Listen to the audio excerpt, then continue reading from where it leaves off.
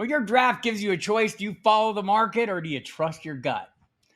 I zigged in round one of the FFPC main event, and everything that followed fell into place. I'm Bob Harris. This is a special solo edition of On the Hot Seat. I want to talk today about average draft position, ADP. I want to remind you that ADP is not where you have to draft players, it's where players are being drafted. Right? There's a distinction there. It's a big distinction. We need to be thinking about it in our drafts. We're going to use my entry in the main event of the FFPC for this discussion, not just because $1 million grand prize is on the line, but also because there is $1 million grand prize on the line. And I wanted to draft my guys, right? That's a big deal. That way, whatever happens, I'll be able to take great satisfaction in the win and knowing I did it with players I wanted the most. And if I come up short, the same thing. I'll know I lost with players that I wanted the most. First, Football Guys daily email update is up and running. You can sign up for free, get the biggest stories in football, summarized, explained, and delivered straight to your inbox every single day. Beyond that, check out all the Football Guys premium content. There is none better. Save time, win more, get powerful in-season draft and DFS tools, stats, projections, and rankings, and advice from 50-plus fantasy experts, including me, Bob Harris. All of it available at the award-winning footballguys.com. So we're going to this draft, FFPC. I won my pros with Joe's, or pros versus Joe's, two different contests. Darren Armani, thank you for the invite to that every year. And I went into this, so I won that league, and the prize was an entry in the main event of this year's draft. So I'm taking that and hoping for the best. I drafted out of the 105, the fifth pick overall. FFPC scoring is tight end premium, so tight ends are going to go early. There are two flexes. It's PPR. The tight end premium is 1.5. It's 4 points for passing TDs, 6 points for all other TDs. So I wanted to go by ADP. The FFPC has its own distinct ADP, so I'll be referencing that throughout, and I'll talk about the strategy and positional anchoring and opportunity costs and why I jumped up on players and why I feel like I got some bargains that I did. And we'll start out with the premium picks here in rounds 1 through 3. Right, this was so the fifth pick overall. If you look, we did the magazine this year, Football Guys magazine, and I wrote the cover article, who's number one, and we had 3 choices: Jamar Chase, Bijan Robinson, Saquon Barkley, and Jahmyr Gibbs. So there's 4. I picked 5. Gibbs was there for me. There was a little thought here. See, Christian McCaffrey's been kind of rising up as the guy that's maybe a home run swing that's going to give you that running back 1 overall kind of totals. I believe he's capable of that. I believe Jahmyr Gibbs might be capable of that. Why? Because last year he was capable of that. He led the NFL. Look, Saquon Barkley led the league in scoring per game, scoring 22 points per game. But a big week 18 effort left Gibbs with 364.9 total points. He was well ahead of the reigning NFL MVP. So he has that going for him. Also, the 6.4 yards per touch he had in 2024 were the most by any player with at least 300 touches in a season since Marshall Faulk in 2000. Like that explosive upside. 20 touchdowns, the most since Barry Sanders in 1991. That's great as well. I like that, but we all know that's not a very persistent stat. But overall, I like the big playability. He has consistency over 2 seasons, a top-tier offensive line, and a highly productive offense. There are concerns. A new coordinator, John Morton, taking over for the departed Ben Johnson. The 2024 touchdown production was touchdown heavy, and David Montgomery could cut into his workload, but that's been a factor each of the last 2 years and hasn't really been limiting too much for him. So I wanted to get the running back, an anchor running back early, right? That was the starting point. And all of this, all my whole draft, I was hoping to land George Kittle in the second round. I knew that would be dicey. It's not exactly his ADP. He's going a little ahead of that. His ADP is 24. I had the 20th pick. I landed him there. I was very happy to do this. Brock Bowers and Trey McBride went in the first round, as you'd expect. At least first or early second is in this kind of scoring format. But they both went in the first round. So the Kittle was waiting for me there. Last year, 78 passes he caught, 1,106 yards and 8 touchdowns. But it's the 4th time in his career he's had 1,000 yards in a single season. But more importantly, for our purposes, he was 3rd in total fantasy points to the positions behind Bowers and McBride, but he was 1st in points per game. So I just need him to stay on the field. That kind of finish isn't new. Since his breakout in 2018, Kittle's been a top 5 fantasy tight end in 6 seasons where he played at least 14 games. So I need that. He also has the big spike weeks. Week 17 last year had the 30-point game. That's like probably a league-winning performance for many people. So hoping for that, and it's not unusual for him. So I thought that was a great play here. And then I went and reached in round 3. And why did I reach? Because I like Davante Adams. I picked him at the 3-5. That's the 29th pick overall. His ADP is 42. So, yes, I jumped a good round ahead. But that's because I have plans. I have plans for round 4 that we're going to talk about in a second. My rank, though, for Davante Adams is wide receiver 12. And I think there's some pretty good arguments to make. Adams coming off a 6th career season over 1,000 yards. He was tight. I think he finished the year not great, but his time not great. Finishes a tight end as a wide receiver 2, but over the course of his time, the 11 games he finished wide receiver 13.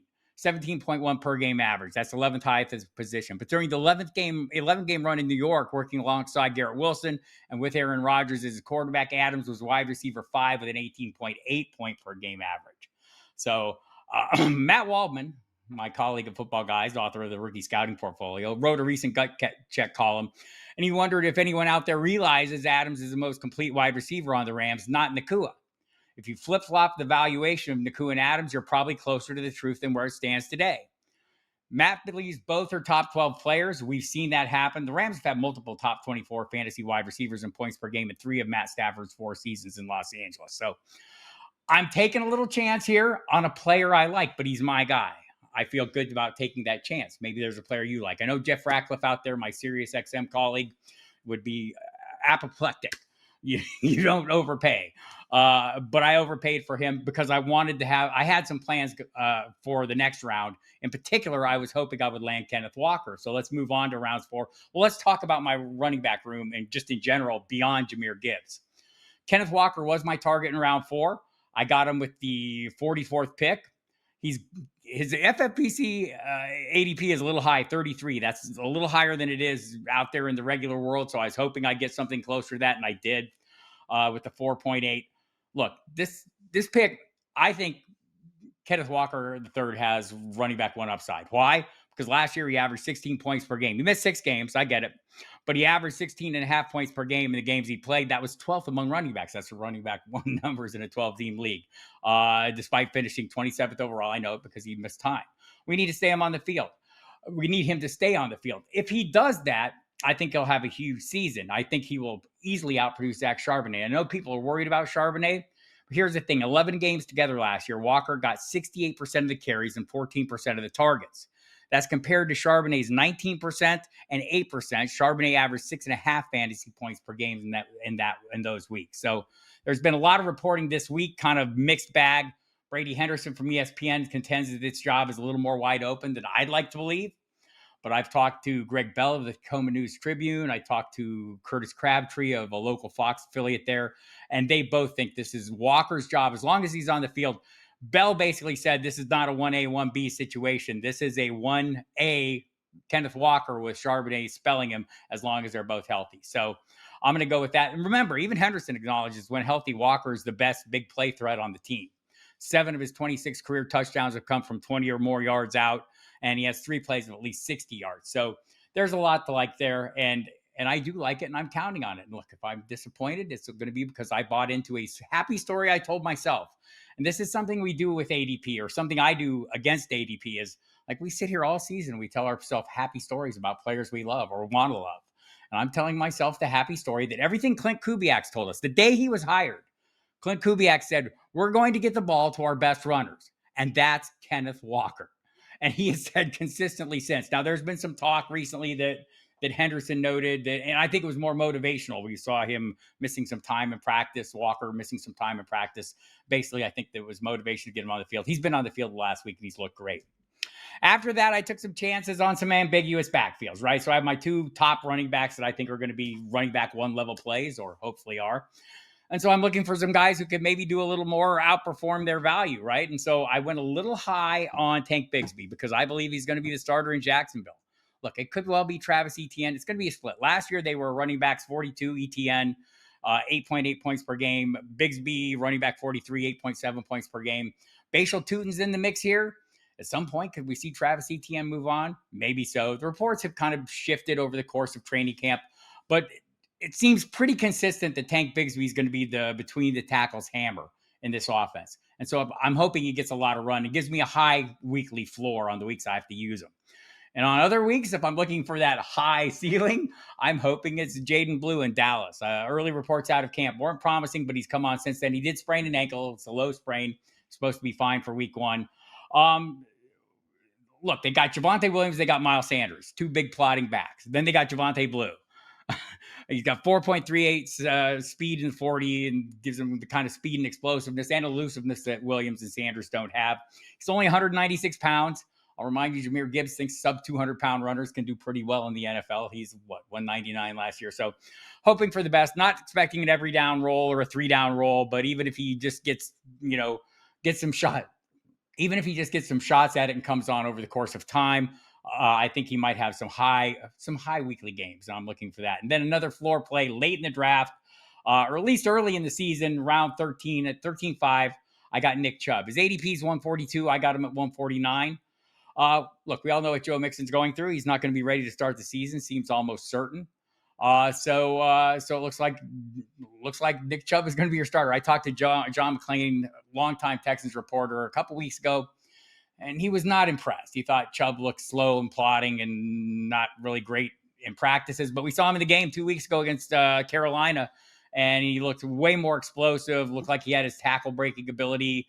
Looked pretty good. Then they didn't play him in the exhibition closer, obviously preparing for a starting role. So at least early on, he's going to be a starter in an offense, and I'm going to take a chance on that. We'll see where it goes. I may have to make a free agent move at some point, but considering he's all of a sudden to open the season as a starter, this 13th round price tag seems pretty reasonable. Let's look now at my wide receiver construction beyond Davante Adams. And I went in round 5 with Cortland Sutton, who I got, I think, at a pretty good deal, right? I got him at 53. His ADP is 48. I like him better than that. Davante Adams, I rank as wide receiver 12. Cortland Sutton, I rank as wide receiver 19. He finished last year as wide receiver 11, so he's easily capable of outperforming that draft spot. He's tied for 21st in the league in tight window receptions. Has Bo Nix's trust, obviously. That's fantastic.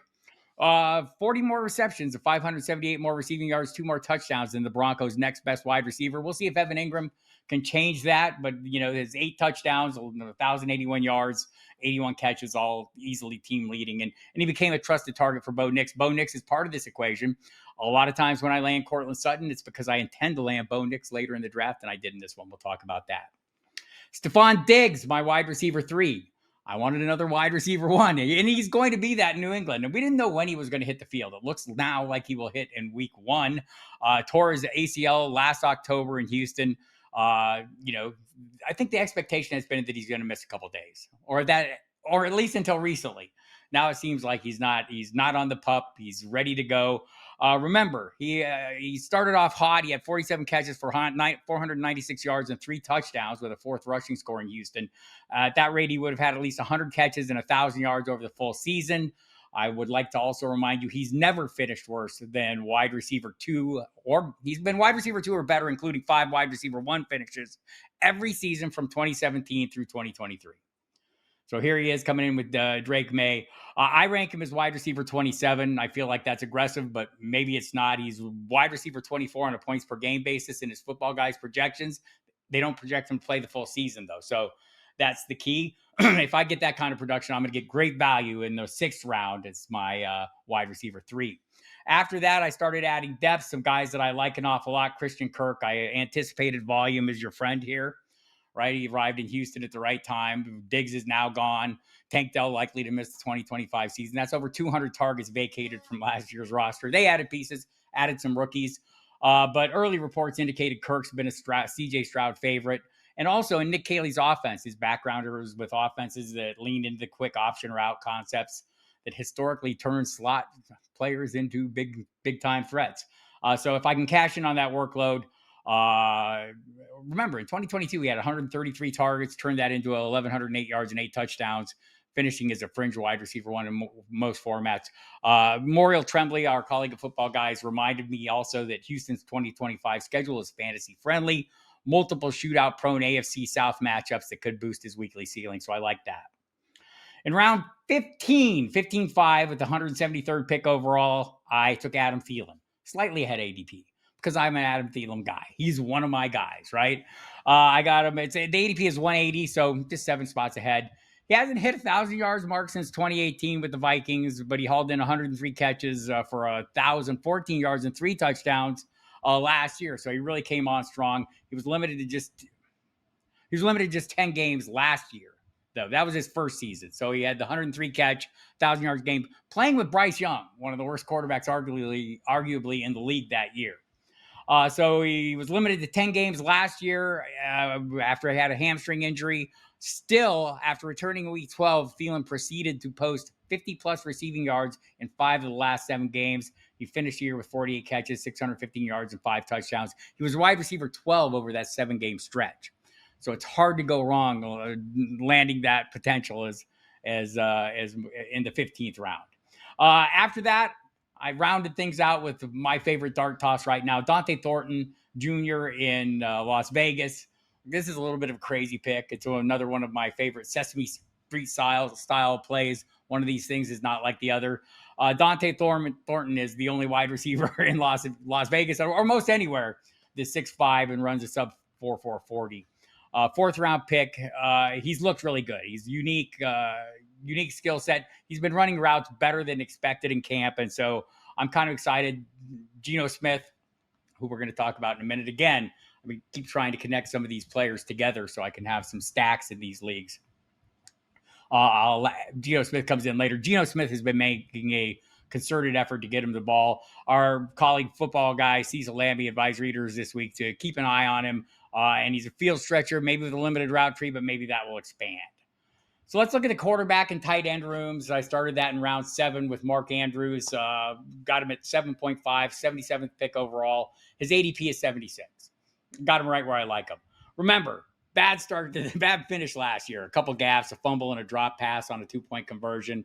But before that inauspicious close, he was incredibly efficient when Lamar Jackson looked his way. He had 69 targets, turned those into 55 catches, 673 yards, 11 touchdowns, and 1 interception. Isaiah Likely suffered a small foot fracture early in camp.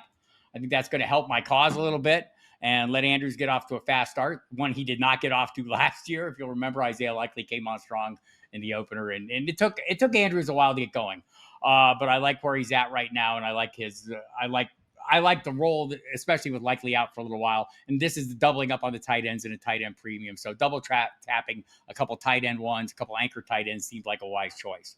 In round 8, 92nd pick overall, I got Bo Nix. It's the 8.88. His ADP is 106, so I jumped a little bit. I don't care. Became the first rookie quarterback in NFL history with multiple 300-yard plus passing games and 4 touchdown games. He set the rookie record for most games with 200-plus yards, 2 scores, and no picks. So he had a slow start, but he finished his quarterback 8, averaging 18.6 points per game with 9 quarterback 1 finishes. Cracked the top 10 5 times, the top 5 3 times, and posted a massive 33.5 point line in week 18. From week 10 on, he threw 21 touchdown passes. That was tied with Joe Burrow for the 3rd most in the NFL over that span. And it wasn't just the arm. Nix adds value on the ground, finishing 3rd on the team. In rushing yards, he had 430, and tying the lead in rushing touchdowns before, as Sean Payton leaned more into his mobility. And it's that late season surge that should stick in your mind. I think I'm getting a bargain here. My second quarterback, I went with, and by the way, Nix pairs up with Sutton nicely, and happy to have that duo. Another quarterback that I have some other pieces of, the Stephon Diggs, leveraging on that. Drake May, I got in 12.8, the 12.8. 140th pick overall. His ADP is 139. He only played in 13 games last year, finished his quarterback 21, but his 14.2 points per game were even lower. He was quarterback 28. But what do we like about him, right? Well, May averaged just over 175 passing yards a game and threw just 15 touchdown passes. It's not that. It's the rushing equity, right? Gary Davenport, our football guy colleague, noted this week, Drake's 32.4 yards per game on the ground stood out. How much? Alfredo Brown, noted in his 8 breakout players to draft in fantasy football, may quietly average more rushing yards per game than Josh Allen did last year. Upgraded receiving core, playmaking ability from new running back Travion Henderson, and stacks with Diggs and Henry, who I got here. We'll talk about him in a moment. But I think this is an ideal quarterback 2 situation. Hunter Henry, 14.8. I got him at the 164th pick overall. His ADP is 140, and this So I feel like I got a pretty good bargain. He's been one of the Patriots' most productive and reliable players since Bill Belichick targeted him and signed him in 2021. Worked this alongside May last season. He had career highs in catches and yards, 66, 97. 66 of 97 targets for 674 yards and 2 touchdowns. It's great production, right? And they have a great relationship. So Josh McDaniels back as offensive coordinator. The tight end crew could be in line for even more production. He's currently sitting like way late in these drafts, so his availability here was great. In round 17, at the 17-5, I got Geno Smith. I got him with the 197th pick overall. His ADP is 264, but I got Thornton, so I wanted another piece of this offense as my third quarterback. Just taking a chance. Look, Smith has averaged, 3,500 yards a game passing, and it's been pretty solid, right? So I'm going to take that. It's going to be a run-heavy offense, but I think he's got a secure job, if nothing else. Pairs with my Thornton if something happens, so I'll be happy with that. And then round 18, I got Pat Freiermuth. I think he's been an overlooked commodity. I got him with the 212th pick overall. His ADP is 216. I think it's the Jonnu Smith thing. Jonnu Smith was traded to Pittsburgh. Remember, Jonnu Smith was tight end 22 on a points per game basis in 2023 when he played under current Steelers coordinator Arthur Smith in Atlanta. Before that, his only relevant fantasy year was 2020, and he had a massive outlier 8 touchdown season on 68 targets. I think Freiermuth, who Mark Cabali, who's covered this team for The Athletic, called the heartbeat of the 2025 Steelers offense, might be a major sleeper. So I'll take a chance on that in a tight end premium league. Don't think you can go wrong there, to be honest with you, at this point of the draft. So there you have it. I got guys I wanted, players I love: Jahmyr Gibbs, George Kittle, Devontae Adams, my top 3 picks. My running back room with Kenneth Walker, Tank Bigsby, Jaden Blue, and Nick Chubb seems like a reasonable point. Courtland Sutton, I got my wide receiver 19. Much later than that, I got my wide receiver 27, Stephon Diggs. Much later than that, Christian Kirk, Adam Thielen, Dante Thornton give me depth. And then my quarterbacks, Bo Nix, Drake May, Geno Smith, all at reasonable prices. Mark Andrews, to go with George Kittle, and Pat Freiermuth fill that thing out. So ADP inefficiencies, they can be your friend, people. Keep an eye on them. Don't be afraid to jump ahead. You don't want to jump too far ahead. I might have jumped too far ahead on Adams, but I was concerned he wouldn't make it back to me. And that's the thing, again, about ADP. It's telling you where players are being drafted. So if there's players you're really keen on, go get them. Make them yours. And I did that. So those inefficiencies are your friend. Draft for structure and not just value. That double anchor tight end strategy in the FFPC and 2 tight end premium leagues makes sense. And the big key for me, as always, is combining secure volume with weekly shots at high ceilings. That's the plan. Hopefully it wins me $1 million. Hopefully this helps you as you head into your final drafts of the year, the ones that matter most to you, and you can have a little more confidence to go with your guys. It's your season, man. You got to look yourself in the mirror every Monday and figure out how things went off the rails or not. Whether this team smashes or sputters, I'll be back to break it all down, because when the pressure's on, you're always on the hot seat. I'll see you next week. I'm Bob Harris, over and out.